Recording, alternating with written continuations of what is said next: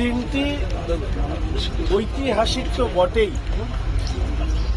এবং আজকের দিনে দাঁড়িয়ে যেটা সবথেকে প্রাসঙ্গিক আলোচনা হয়ে ওঠা উচিত যে কেন পশ্চিমবঙ্গের প্রতিষ্ঠাতা দিবস, স্বাধীনতার প্রায় 8 দশক পর পশ্চিমবঙ্গের মানুষকে পালন করতে হলো। কি এমন বাধা ছিল যেই বাধার সামনে দাঁড়িয়ে এই প্রতিষ্ঠাতা দিবস বা পশ্চিমবঙ্গ দিবস পালন করা এতদিন সম্ভব হয়নি, তা চর্চার বিষয় বস্তু হয়ে ওঠে।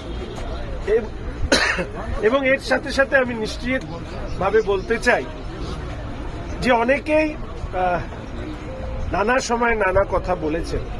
আজকের দিনে আরো একটি বিষয় চর্চার বিষয়বস্তু হয়ে উঠুক যে 1905 সালে বঙ্গভঙ্গ রোধ করবার ক্ষেত্রে সমস্ত বাঙালি একত্রিতভাবে যখন রাস্তায় নেমেছিল, সেই বাঙালিদেরই একটি অংশ, যাদেরকে আমরা বলছি হিন্দু বাঙালি, তাদেরকে কোন পরিস্থিতিতে দাঁড়িয়ে হিন্দু বাঙালিদের হোমল্যান্ড চাইতে হয়েছিল, যার তরুণ শ্যামাপ্রসাদ মুখোপাধ্যায় তাকে শ্রদ্ধা জ্ঞাপন করে সেই সময়কার 58 জন যারা আইনসভায় হিন্দু বাঙালিদের পৃথক অবস্থানকে আইনসঙ্গত করেছিল, তাদেরকে সম্মান জানিয়ে আমি শুধু এটুকু চাই যে পশ্চিমবঙ্গ দিবস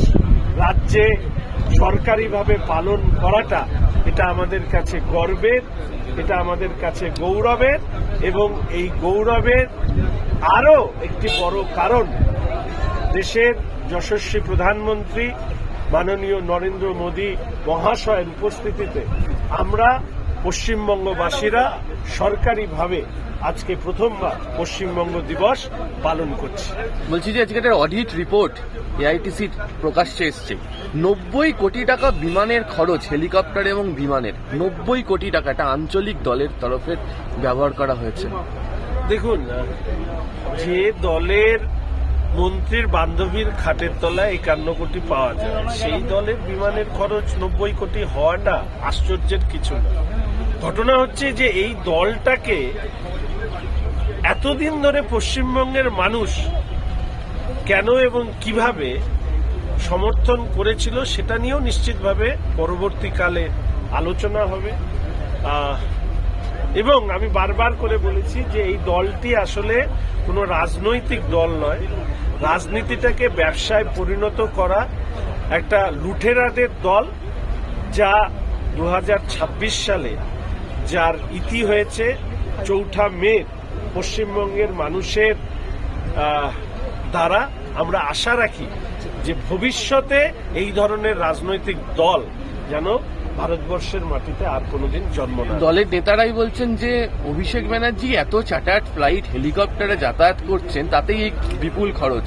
দেখুন, এ নিয়ে নানা ধরনের বিবৃতি দেওয়া যেতে পারে। আমি শুধু এইটুকু মনে করি এই কথাগুলো তো ওনারা আগেই প্রকাশ্যে মানুষের কাছে বলতে পারতেন, তখন না বলে আজকে বলছেন পরাজয়ের পর। ফলে সেই বিবৃতি দেওয়ার মধ্যে দিয়ে তাদের যে মেরুদণ্ড খুঁজে পাওয়ার যে চেষ্টা, সেটা সফল হবে বলে অন্তত আমার মনে হয়। ওদের অ্যাকাউন্টটা সিজ করে দেওয়া হলো, অ্যাকাউন্টকে বলে দেওয়া হয়েছে যে কোনো লেনদেন হবে না। দেখুন, এটা একটা ব্যাংকিং সিস্টেমের যা নিয়মাবলী আছে, সেই কারণে সিজ করা হয়েছে। এটা তো আমরা সবাই বুঝতে পারছি যে আনঅ্যাকাউন্টেড মানি, অনৈতিকভাবে সংগৃহীত অর্থ, সেই অর্থ দিয়ে এই দল পরিচালিত হতো।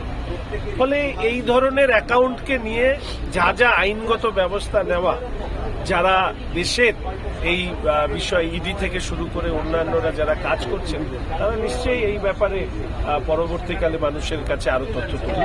তৃণমূল চট্টোপাধ্যায়ের বাড়িতে সিআইডি টিম গিয়েছিলেন, শৈজাল কাণ্ড তদন্তে বলেছেন যে 6 তারিখের বৈঠকে সকলেই হাজির ছিলেন, একজন ছাড়া, এবং সকলেই সই করেছেন। বরঞ্চ তাদের সই করতে বলা হচ্ছে যে জাল করা, সেটা ষড়যন্ত্রমূলক ব্যাপার। দেখুন, ত্রুটি শোভনদেব বাবু নিজের কথাতেই স্বীকার করেন। একজন উপস্থিত ছিলেন না, বাদবাকি সকলে সই করেছেন উপস্থিত থেকে, এই কথা দিয়ে তো বোঝা গেল সই তো জাল হয়েছে।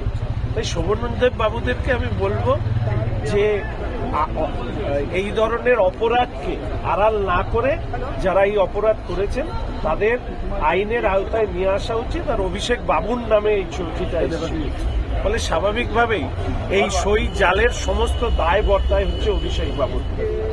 এই একজন উপস্থিত ছিলেন না, তার সই কেন করেছিলেন? ওটা ছোট্ট চুরি, এই ছোট্ট চুরি তো বড় চুরির সূত্রপাত ঘটায়। আমি যেরকম আগে বলেছিলাম কোনো এক সময় যে স্থানীয় স্তরের পৌরসভা, পঞ্চায়েত, কর্পোরেশনগুলো হচ্ছে দুর্নীতি শেখার প্রথম জায়গা, ফলে তারাই আস্তে আস্তে বড় চোরে পরিণত হচ্ছে। ছোট্ট চোর আর বড় চোরের পার্থক্য তো পশ্চিমবঙ্গের মানুষ মিটিয়ে দিয়েছে। বরঞ্চ শোভনদেব বাবু এই কথা বলার মধ্যে দিয়ে এই যে সই জাল হয়েছে এই সত্যটাকে আরো প্রতিষ্ঠাতা করে। তৃণমূল ভবনের যে বড় হোর্ডিং, যেটা ওদের মূল ভবন, সেটা মালিকপক্ষ খুলে নিল, বললো যে রাখতে দেবো না। একটা ফ্লেক্স অলরেডি ঝুলানো হয়েছে, কিন্তু যা বুঝতে পারা যাচ্ছে না। পার্টিটাই উঠে গেছে। ফ্লেক্স থাকলেও পার্টিটা যে পশ্চিমবঙ্গের মাটিতে বিরাজমান হবে এটা তো আর কেউ বলছে না। খুব দুর্ভাগ্যের যে এইরকম একটা রাজনৈতিক দল এই পশ্চিমবঙ্গের মাটিতে 15 বছরে রাজনৈতিক সংস্কৃতিকে ধ্বংস করেছে, রুচিকে ধ্বংস করেছে, রাজনৈতিক যে ভাবনা তাকে কলঙ্কিত করেছে। আমি আবার বলছি, তৃণমূল কংগ্রেস নামক একটি রুচিহীন রাজনৈতিক দল পশ্চিমবঙ্গের রাজনীতির ক্ষেত্রে ইতিহাসে একটা কলঙ্কিত অধ্যায় হিসাবে চিহ্নিত।